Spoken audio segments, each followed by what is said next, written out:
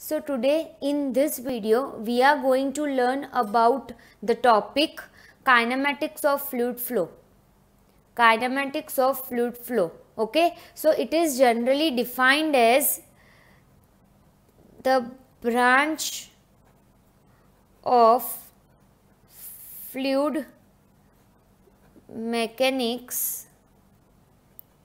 It is defined as the branch of fluid mechanics which deals with the motion of fluid or say fluid particles.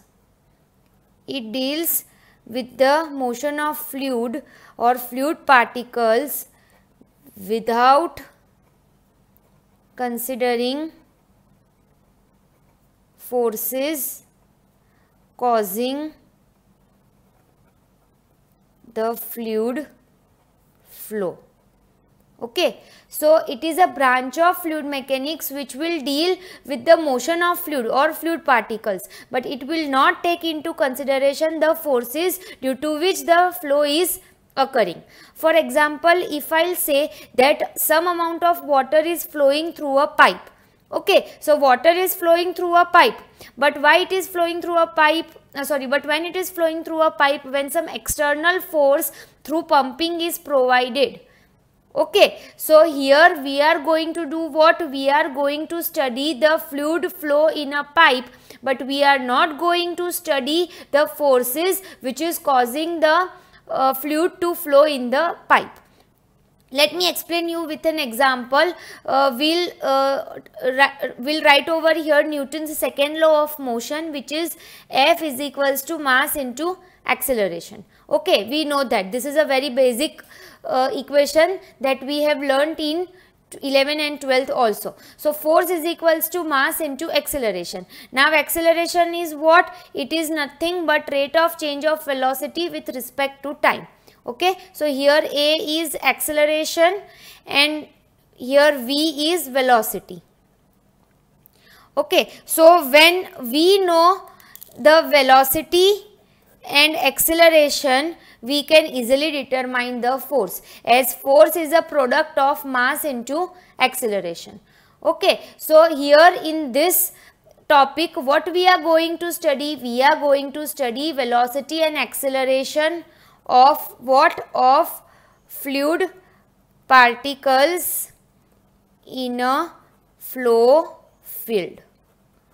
Okay, as I said that if I will take a pipe over here, the water is flowing through the pipe, and again as we know this water is made up of number of molecules or particles, as we studied in case of surface tension. Topic surface tension. Okay, so here what we are going to study? We are going to study the various properties of fluid particles. See, these are all fluid particles. So suppose if I will take this particle, so what we are going to do? We are going to study properties of fluid particles without considering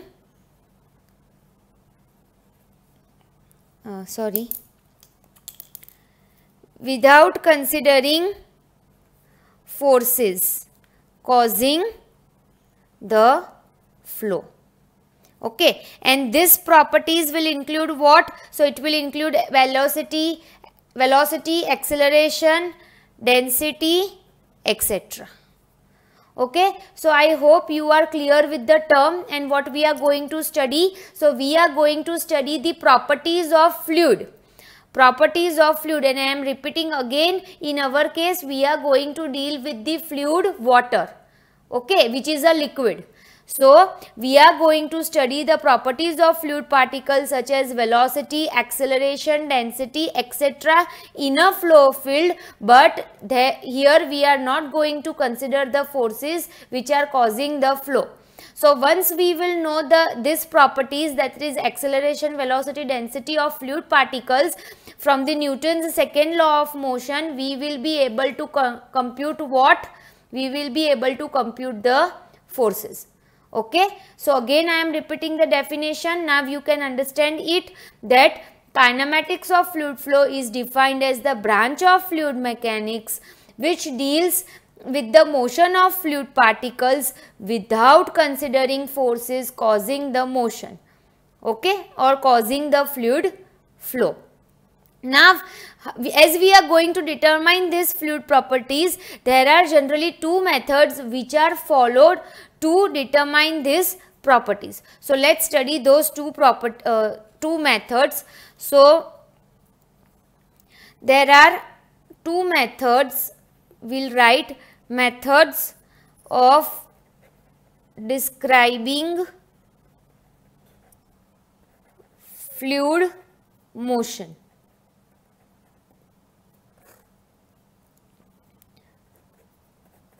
Okay, so here we are going to describe the methods which are used to determine the motion of a fluid.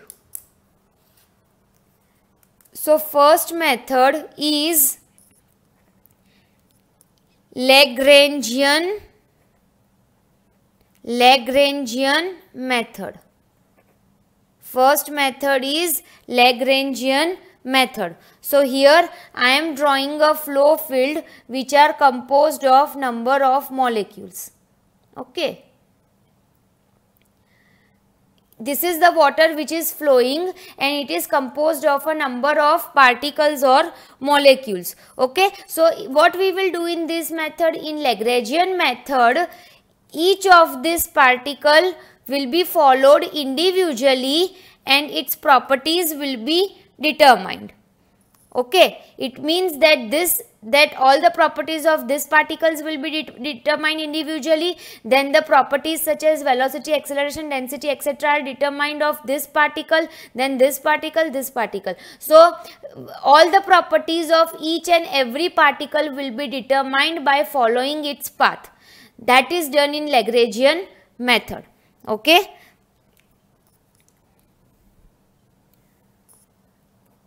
A single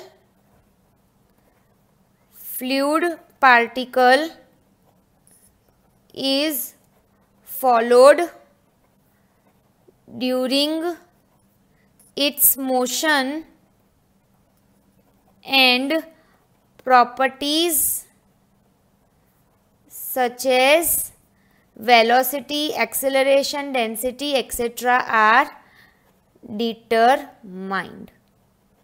Clear? You have to focus on this single fluid particle. So in the first method, how we will describe the motion of a fluid?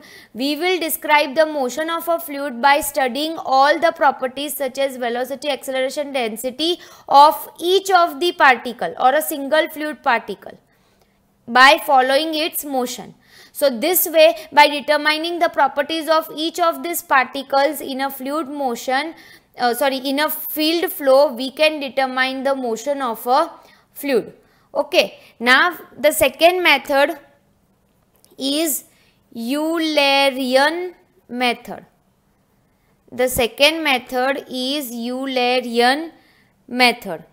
Okay. So in this method, all the properties are described at a particular point in the field. Okay. In this method, unlike Lagrangian method, single or individual fluid particle is not followed. Okay. So these are again the fluid particles, but in this Eulerian method, individually all these fluid particles are not followed. At a single point or at a single molecule or a particle in the entire flow field, all the properties are determined. Okay. So in this method, velocity, acceleration, density, etc. are described at a particular point in a flow field. Okay. These all properties are determined at a particular point in a flow field. As I said that in the entire flow field, only one particle or molecule at a point will be selected, and at that point only velocity, acceleration, density of that particle will be studied. That is in case of Eulerian method. And in case of Lagrangian method, each of the individual particle will be followed, and each of the individual particles properties are determined.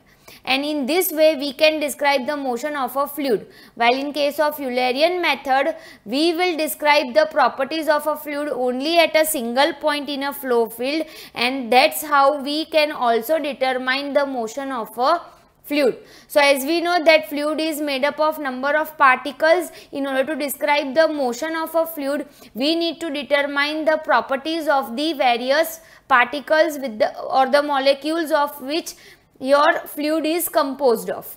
Okay, so these were the two methods which we will generally use for describing the motion of a fluid.